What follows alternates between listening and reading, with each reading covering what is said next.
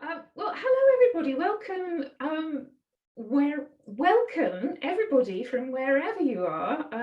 I do know we've just seen we've got someone in South Africa. I know we've got someone in London, and I know we've got someone down in Cornwall. So that's fantastic. That's very exciting. So I thought I'd start, but I'll just give you a little bit of background about myself. Don't worry, not too long. I have been making hats for a while, but not all my life by any means. I started out doing a maths degree, moved into being an accountant. So I'm a chartered accountant, and I worked in accountancy for several years. Then had a career break when I had my kids, and then really since then I've been what might be called an art school lecturer. So I lecture mainly at University of Brighton, but what I teach there is actually finance and helping creatives understand the money impact of the decisions they make. Things like boring things like profit and loss and cash flow, but I really feel they're so important, really. But I think about 15 years ago I did get quite jealous of my students, and I wanted to get back into doing some creative things myself. So I did a couple of short courses at London College of Fashion.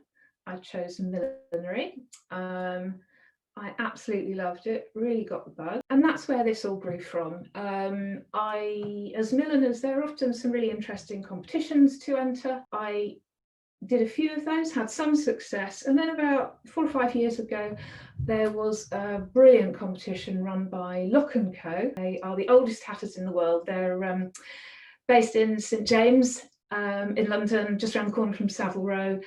They wanted someone to design a hat for their autumn winter ladies ready to wear range. So much to my surprise, I won this competition, and the hat was put into production. It was sold in the shop, it was on their website, and I also got the chance to have about a very short internship, but a fantastic time in the ladies couture millinery department there, up in the attic on the top floor of the building. But that was fantastic, and I think that gave me the confidence to really push my work and to feel, yeah, I do know what I'm doing.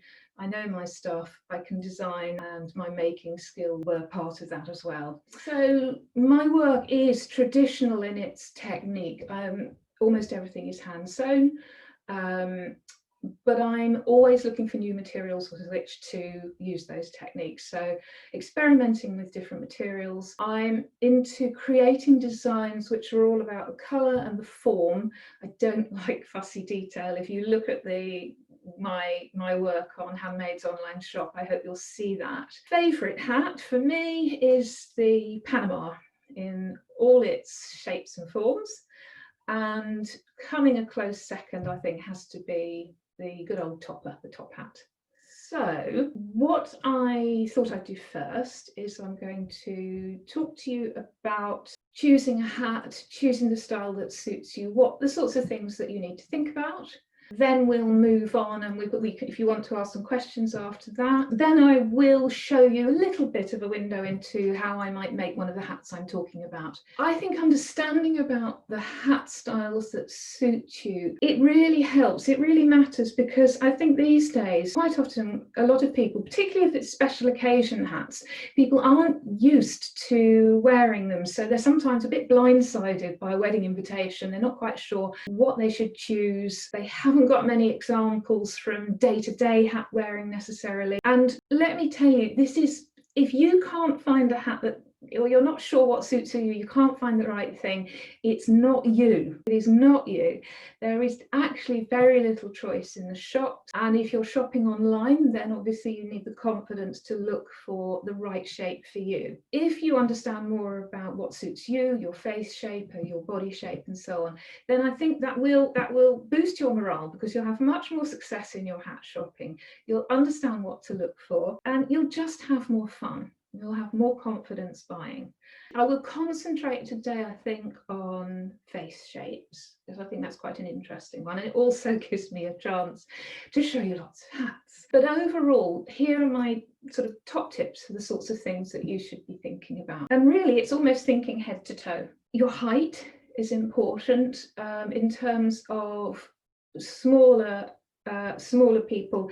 Generally speaking, you don't want a really big brimmed hat. If you're the taller you are, usually the bigger brimmed hat you can carry off, so to speak. If you're smaller than average and you wear a really wide brim, most people will be taller than you and they won't be able to see your lovely face. So that's the shame. Think about your face shape. That's what we'll be covering in a minute. Hair. Is your hair quite thick, thin? Do you have quite voluminous curly hair? How do you normally wear it? All of those things will affect what sorts of hats you might choose and how you'd wear them. And body shape. One particular thing it's worth thinking about is your shoulder width here. Probably for a special occasion hat, then you can go quite broad in your brim, but generally speaking, the narrower your shoulders are, if you start going beyond that, you'll be overshadowing yourself. To me, the hat is all about drawing attention to you and to your face. It's not about the hat, it's about you. And as you start to learn these things, you'll get more confident and you'll be able to reflect your style, reflect your personality as well, which is really important. Special occasion hats, in particular for weddings and so on, think about how you will be wearing your hair. Will it be up? Will it be down, round to the side? Matching hats to outfits, not necessary. I think, you know, we've all seen the Queen and she does a fantastic job of that, but it's not necessary, and sometimes it's just impossible. So if this is an everyday hat, and it's something you're going to be wearing outside in the winter, for instance, so a trilby or a fedora or a cap, something like that. Think about your outer garments. What's your go-to neutral colour that you would be wearing? And then either tone in with that with the hat, or think of, or take a sort of a pop of colour that works well. So perhaps mustard with navy, or red with grey, or a black hat with grey. That's your sort of everyday outdoorsy sort of hat. Special occasions, again, you don't need to match, you can complement. These days, print outfits are really common, really popular, beautiful florals, abstract prints and so on. You've got a fantastic opportunity there for choosing a hat that looks really well meant and really considered, just by picking out one of the accent colours in that print. And it doesn't have to match totally, as long as it's in the right tone. It's going to really look really well put together and it will work. Two other things that are much more to do with the occasion itself and the personality of the occasion and people. And hats is all about people, really. If you're going to a special occasion, what's the vibe? Is it relaxed? Is it formal? I've got a feeling that a lot of weddings next year are going to be either full on, we saved all our money, we really waited for this, we're going to blow it, we're going to go for something really, really full on, or a much more relaxed vibe with flowy dresses and, you know, perhaps not so much hat wearing. I think for those more relaxed occasions, there's an absolutely brilliant combination, Panama and maybe a nice relaxed floral dress. And just think about other people as well. If you are going to be involved in meeting and greeting, and I am optimistic and I'm thinking about next year, if we get to hug each other, we are really going to want to do it big time, aren't we? We're going to want to be, we are going to want to be hugging a lot of people. If you've got a massive big brimmed hat, you're going to miss out. So just think about the occasion, think about what you're going to be doing at it and how that works. And in the best possible cases, you'll have a hat that you can wear, you can laugh, cry, eat, dance in it, and why not? We are going to concentrate on face shapes, which is why I've got this young lady here. But first I'll talk you through, there are about 5 basic face shapes that we're going to talk about today. Okay, so 5 basic face shapes, which I've drawn. Sorry about my rather wobbly drawing, but and they're all about, it's all about the relative proportions of each one, and the angles involved. So the square face shape, as you can see, you've got lots of straight lines there, and also the proportions between the width and the height are quite similar. In the middle, you've got the oval, which is an oval, which is a sort of not too wide, not too slim thick shape. Here I'm trying to represent what might happen if you have a longer face. So overall, that length, the length to width proportion is higher, but it could be that you have a high forehead, or it could be that you have a longer face. So you can think about that when you're trying your hats on as well. And then finally, we've got the rounder shape, which you can see there, and right on the end here, the heart shape. So the rounder shape is really just like the oval, except that slightly wider compared to the height. And then obviously you can see with the heart shape, what we're looking at there is the face narrows towards the bottom. Now you will see charts where you've got at least 6 or 7 face shapes, but I do sometimes wonder whether those are to do with more like the shape of someone's fringe at the top of their head, for instance. So I'm now going to show you what I think is the best way of working out your own face shape. You can see, and that's what this cross at the top is all about. Best thing to do is take 2 measurements. Use a ruler, not a tape measure, because we just want a width measurement. So round about middle of your ears, I'm going to hit myself on the nose with it. Take a measurement of the width of your face, and that's your horizontal line there. Then take a measure from your hairline, not from the top of your head, from your hairline to the bottom of your chin, and mark out that as your vertical of the cross. Then just take some measurements halfway from here to here. Take that measurement, that one, that one, that one, maybe a few more, just if you can see that you need to.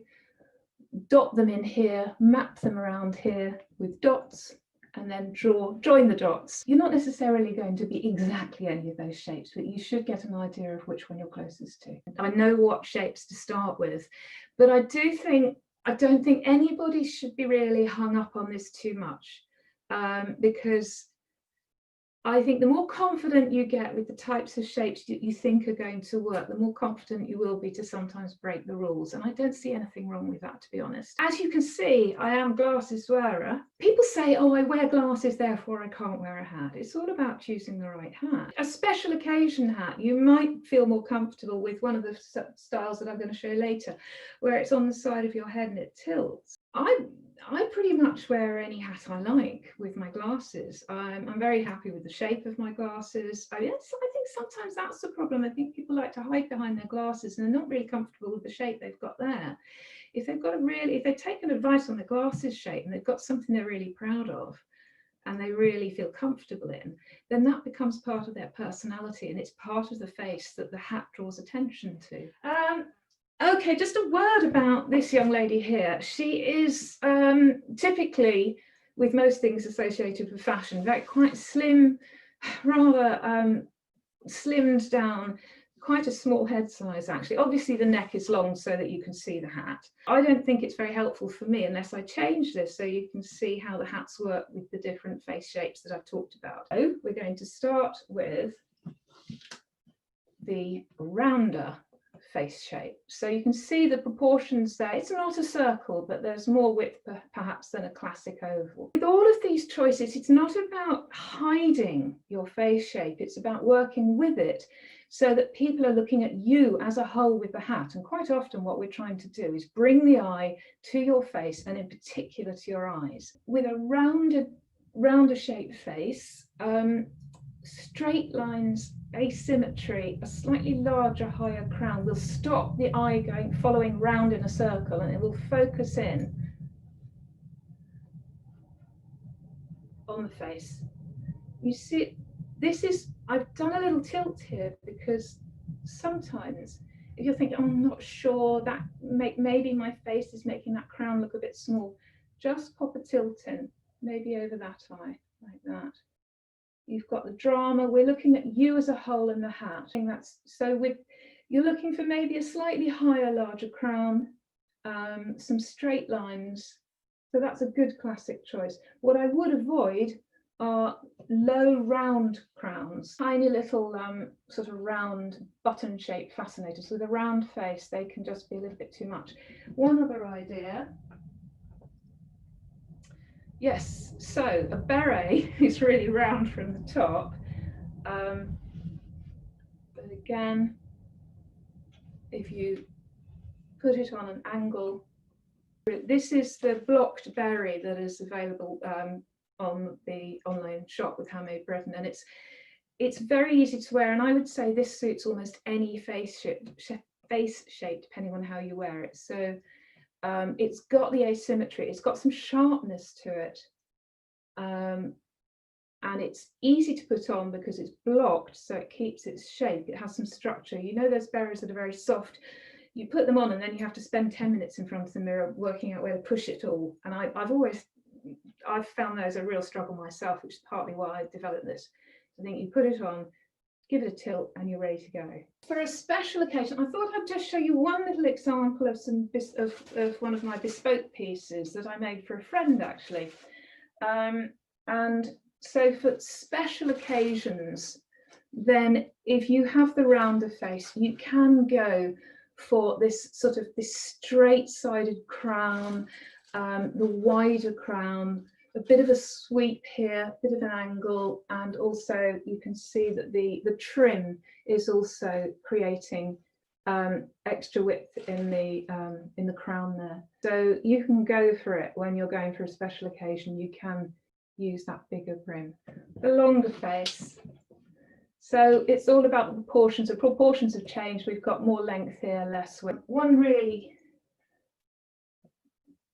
cute hat would be the bucket hat. Now, this is in Panama straw. The point about this is that you want a low crown close to the head,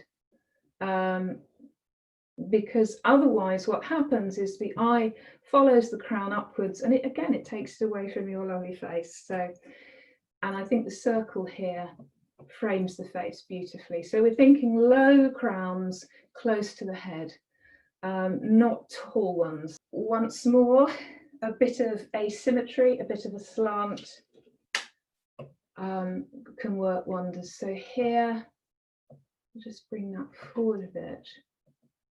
There we go. This is what we might call a saucer shape. It's got some sort of lace motifs on it. Again, what we're doing is we're drawing, the beauty is if you have a high forehead, then you can really go with the tilt on this, because it's so often people don't tilt their hats to the side enough or forward enough. And here you can afford to do that as much as you like. And we can see, we focus on your eye, the attention is drawn to your eyes. This one's got a little lace applique at the back, and there's still plenty of room for an updo there. We'll move on to square, the face shape, the one with all the angles. I think I've probably over exaggerated this one a little bit, but it will help me explain what I'm up to here. This lovely jawline, if you start to wear it with a tall straight crown, it's taking the eye tends to follow the lines and disappear off, and it's not focusing on you. Circles, curves, surround yourself with circles and curves. I love this hat. It's a sort of 70s style, showing my age a bit here, with a close rounded crown. I mean, if you've got if you have the square face shape but it's quite broad, you could probably go for a bigger crown, but keeping the crown curved is the trick here, and letting these lovely circles frame your face works really well. Avoid those straight lines, because the eye will just follow away or up and away from your face. So this way you've got that lovely frame to your face. Yeah, if you don't want the proper hat and you want what I might call a headpiece, then something like this beret shape. So it's full of soft curves. It's got the feathers curved here. If you want to know more about what this hat is made of, I can tell you a little bit about it. This is a great fun one to do. So again, the tilt, the soft form, all we're looking at is you and your face. We're seeing the hat, but we're not staring at the hat, we're looking at you. This beret style, the right shape fedora and the cap I'm going to show in a minute are all pretty much go-tos for almost any face shape, depending on how you wear them and how you tilt them. Right, the heart shape, so nice. We've got these lines running down, neat little chin. Danger for the heart-shaped face is it can get swamped and overcrowded by too much going on up here. A neat low crown again.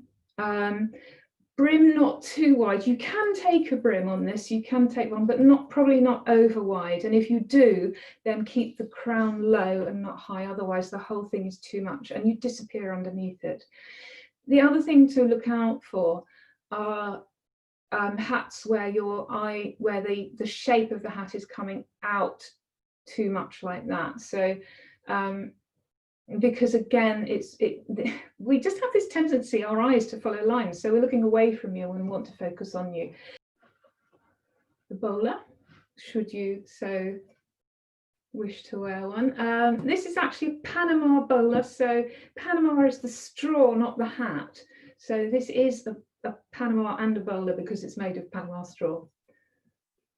So neat crown shape, not a massive brim, but I think a really cute look. Another option would be, oopsie, there we go, a little round, close, round crowned, let's get her, there we go, little cap. These are the caps again that are on the online shop. They're either fastened with a little satin bow at the back. So there's also the buckle option. So they have this, they're just neat, comfortable, and again frame the face nicely, nothing too overwhelming going on at the top. For special occasion wear, remember I said yes, you can do a brim, don't worry. So I love this style on a heart-shaped face. Neat little brim, quite a 50s feel, I suppose. Little bit of veiling here, so you're gazing out. But I think that brings focus on the eyes again. Notice how I've positioned it so that this young lady is gazing out past the brim. So it's not overwhelming. We still kept close to the top of the head. So the effect is really nice. The oval shape. Now, tradition has it that if you have an oval shaped face, you can wear pretty much anything. And I would say to some extent, yeah, but if you feel that it's overemphasizing something about you, if you feel, yes, it's oval, but you've got quite sharp cheekbones, or you feel that you're oval, but you don't like the look of, if you think your cheeks are too rounded or something, then think about all the other rules for the other face shapes to work out how you are going to complement your face. But just to round off with 2 or 3 other hats. I mentioned the beret as a fail-safe for almost everybody because you can wear it straight on or on a tilt. So you've got the option of changing the way that it enhances your face. The right type of fedora with the right shape crown and worn the right way. That's why these things are so popular, because they do work with so many face shapes. The other one is the cap, which is a riff really on the beret because it's using the same upper shape here, but then you've got this nice little peak here. So this is a blocked wool felt. Again, it's got structure, so it doesn't flop around. Some of these sailor type caps or baker boy caps that you buy, you put it on and then again you've got this problem. Well, what do I do with all this material? Where does it go? How do I look chic? You don't need to worry. You pop one of these on, it's done. The one shape that maybe you should have a think about avoiding face shape with this hat, because you can see how the lines are coming out like that. If you have this heart-shaped face, it might be that narrows down too quickly, and it just slightly overwhelms because these lines are bringing everything up and people are just looking away and following that line. So if that's the case, then there are lots of options for this sailor cap. Again, there is no mystery as to why it's so popular, because it does suit so many people. Find one with the straighter sides. It's nice, neat crown, straighter sides for the heart shape. Just because I love this one, I'll show you the little flowery boater. This is an interesting example of, I suppose this is a warning, but obviously when you think of a boater, you think of circles, you think of a round hat. But be careful, because when you wear it, what people are seeing when they're looking at your face is straight lines. So you're not surrounded by curves when you're wearing it, but it is a really cute hat that works on a lot of face shapes, especially because it's a tilt. You've got that asymmetry going on, that helps. Obviously, it's not the school boater type that would be worn like that. It's not of a head size that is supposed to fit your head like that. It's what we call a percher again. So that means it perches on your head, nice and comfy. All you need is this little piece of elastic round the back of your head, under your hairline, not under your chin. and a really nice option for a summer wedding. You've obviously made an effort, but it's, you know, you look relaxed and comfortable, and this is the sort of hat that you can wear, laugh, eat, dance all night in. Remember the lovely fedora. Hang on, let's turn that around. That's right. Can't tell my left from my right on the screen. So another option, I would say, perhaps with this face, we might need. Oh, that's better if I tilt her forward. I think it's the angle of the screen. There, there's so much. We're used to seeing this shape. We all know it. It has softness. It has a sculptural quality, but it's very simple to wear. A tilt back, forwards, to the side can make all the difference. So if you put one on and you're not sure, try it at different angles first, just to check whether it could still be your hat. Give it a try. Try a few on, you know, in a different way, and see what works for you. I think probably as with things like Pinterest and Instagram, these things are becoming more and more interesting. People are becoming, you know, this all started, say, back in the, you know, the democratization of styling advice and ideas and thoughts. I think we are now, I feel we are now at the stage where we're making the best use of this sort of advice, because we know that we're not all one size fits all. Thinking in my head, I'm thinking about those poor, do you remember the Edwardian hats, the great big things with about 16 birds on and a few flowers and feathers, and the poor little heart-shaped lady somewhere underneath that hat. It probably wasn't the best hat for her, but she had no option. That was the hat she had to wear. So we're really lucky now, because there is a lot of really good advice out there. In the same way, there's fantastic advice out there about the clothes that suit you best, the colours that suit you best, and not in a way that dictates. It's about choosing what works for you, and the choice I think we have now, in my view, there's, you know, you can still find the styles and shapes you want pretty much every season. If you ignore the sort of high-end trend-driven fashion, you can usually find what you want once you know what you're looking for and you become that more confident shopper. There is a lot of advice out there already. When I'm with a client face-to-face, I will do it by eye. I will look at her colouring. I will look at what happens when I put the hat on her and in the different colours. And quite often, I think by the time somebody comes to me, they do have an idea of the sort of colour that they're looking for, the colour palette that suits them. They're quite sophisticated buyers. My top tip probably is to do a bit of exploring, to find out, you know, to look at the advice for you, your hair colour, your rough skin tone, and so on. And then this does require going out, and it does require going into shops. So go out and try some stuff on without any makeup on. This is what I do. If I'm trying to experiment with colour and I want to find something and I want to work out whether it really suits me, then I will go out, I'll put the colour on, put it near my face, and if it has a lifting effect that I haven't had to create with artifice, then I know it's one of my colours and it works. I would say, again, go for the outdoors everyday hat, go for those good neutrals, whether it's navy or black. You have to have quite strong colouring to carry off black, but there's some lovely colours around, olives, navies, greys. So this is a hat block. Now, it looks a bit weird. Most of you might be used to the hat blocks are the wooden forms over which I shape the hats with felt, with the wool felts or the fur felts that I use. That's a bit of brute force and ignorance and quite a lot of steam. So the felt is steamed and pulled really hard. With the summer straws, the fine straws for the special occasion hats, for the Panama straws, they're moistened, and you have to really coax the straw across the form of the block, because you've got to really respect that straw, not damage it, work with the weave. I don't know whether has anybody worked out what this block is for. I suspect you might do if I do that. So it's a brim block, yeah?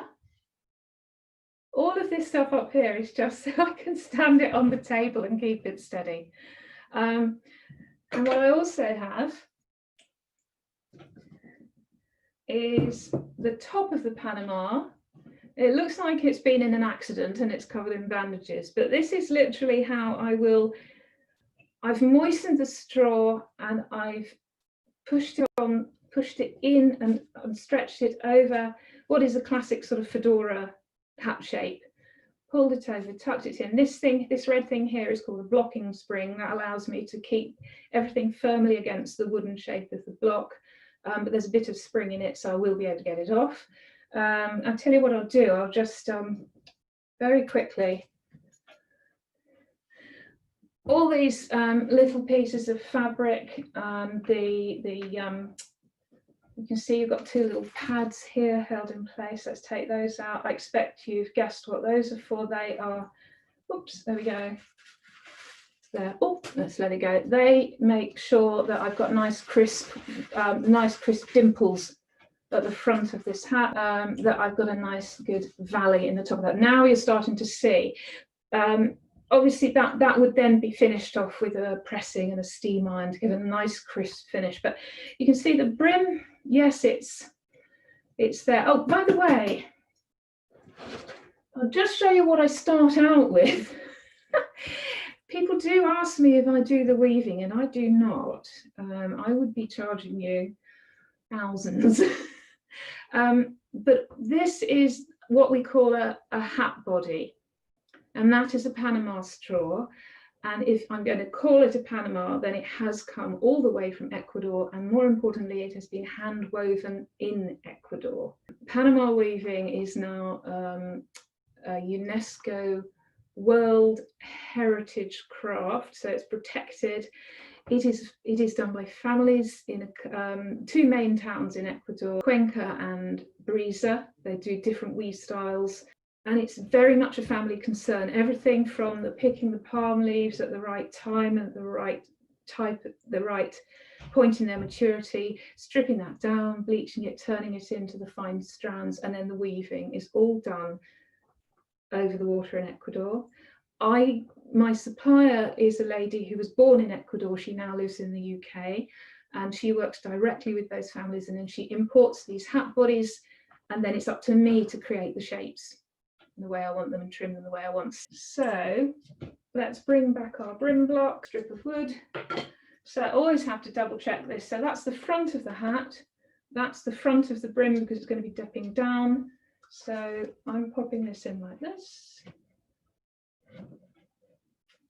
And then if you can see, what I would be doing is moistening the straw. Folding it, bringing it round, pinning it, pulling it, coaxing it round, being very gentle all the time, and gradually creating that brim shape where it's flipping up at the back of the hat. If I turn it over, you'll see better. Oh, there we go. So that's it. And then you'll see the brim will be coming up here, down at the front. This height here, I know exactly how far down this needs to go so that we get the right height for the crown. And I'm can you see a little gap underneath here? I just pop this little piece of wood under, and then I know A, that the hat is going to be level, it's not going to be lopsided, and B, that I've got exactly the right height for this style that I'm making. You pin into the block with this, particularly with this sort of straw. I'm never pinning through the straw. I'm always pinning in between the strands. That way I'm not damaging the straw. Also, when I'm hand sewing the ribbons and the trims onto these, I will avoid wherever possible just sewing across the straw. I will be going in and out of the little gaps in the weave. And that way, if something is taken off, you don't have all those horrible little holes. The Panama will last much longer. It can be retrimmed again and again. Okay, so winter hats. The sorts of hats that I make I specialise in blocking, pulling things over a wooden form and creating hat shapes that way. Most of the time, special occasion hats, a bit different. Sometimes I go a bit free form, but for the winter hats, they are blocked. It's always felted material. This is a lovely, what we call a velour fur felt. So that is felted rabbit fur. It's a byproduct of the meat industry in Czechoslovakia, where they eat a lot of rabbit. But if you're a vegan or vegetarian, then you would want to, that's not going to be for you. You probably want to go for the plant-based hats, which at the moment are the more summery ones. But it's a gorgeous, lovely feel to it. It feels absolutely beautiful, and it's a real pleasure to block. So that's a really high quality hat. The good quality hats are made from this. It can also come in a more furry version. One of the caps on the online shop, the Quincy. I don't know whether you can see, it's got a sort of really glossy pile to it. Take a look at the image I've got online and you'll see the light bouncing off it, and it feels so soft. It's actually really densely felted, this one. It's a really great hat. The last one is wool felt. So it is a more reasonable option. So it's felted wool. These two things that I've been waving around, again, these are what are called hat body. I buy these from my supplier. They are based in Oldham, where a lot of the original hatting industry was. So this is a felted wool, and it's created into this sort of blunt cone shape. So you've got the three-dimensional nature of this. So for these winter hats, I'm not starting from a flat piece of fabric. That will be a different technique. You've got wool felt, the felt, fur felt, and then the sort of the really deep pile fur felt. Probably all seen this, is this stuff, which is called Cinnamay. So it's a plant-based woven fabric, very open weave. You see it in a lot of commercially mass-produced hats. But the problem is that to save money, because it's got this stretch, these are pulled and blocked into form. So I've used this flat fabric and I've pulled it over onto a wooden block to make this beret shape. Now, the intensity of colour is down to the fact I've probably used about 6 layers of a purple thing that probably started as translucent as this. You need that to get this intensity of colour. What you're doing is you're working with this weave. If you've ever done a bit of dressmaking, you'll know exactly what I mean when I say all the stretch is on the bias. So you see you've got the weave running that way and that way. So you guys, I'm sure a lot of you know what's going to happen when I pull. And what's so lovely with this is you start to immediately see the sculptural quality of it, because you can start to see how you can pull it, swirl it, all working all the time with the fact that you've got this lovely open weave. Actually, I mean, there are loads more materials that I use and experiment with. That is actually millinery wire with glitter all over it. So it's all about experiment, but everything is always hand sewn, and I'm using classic techniques to create shape. Thank you so much for joining us and watching. I think I ought to mention at the moment, if you go, you can shop online from Handmade Britain, and there you'll find my shop there. If it's your first order, then if you use the code WELCOME10, that's 10, you'll get 10% off your first order. So there are also more of these events coming up, so hopefully you all know where to register. You can look and see what's coming up at interact.handmadeinbritain.co.uk, so you can find more events and register for those, and hopefully you'll see my one coming up if we can get that planned. And just a huge thank you to you, Piyush, and everybody at Handmade, because I've really enjoyed it. You're a great team to work with. It's been real fun. Thank you. You have done my job by telling about Handmade Interact sessions. Thank you so much. I look forward to seeing you soon, and thank you everyone, and see you next week. Bye. I hope to answer more questions. Bye-bye.